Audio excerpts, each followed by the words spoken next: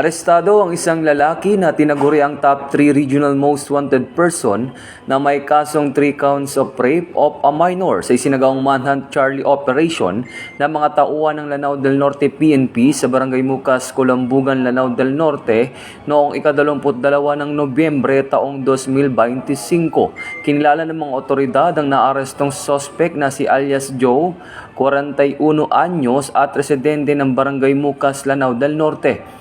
Inaresto ang suspect sa bisa ng warrant of arrest para sa 3 counts of qualified rape of a minor na binaba noong November 21, 2025 na walang inirekomendang piyansa.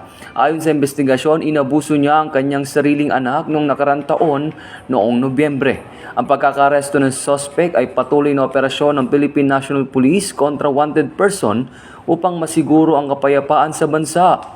Dahil ito ang bagong PNP para sa bagong Pilipinas, serbisyong mabilis, tapat at nararamdaman.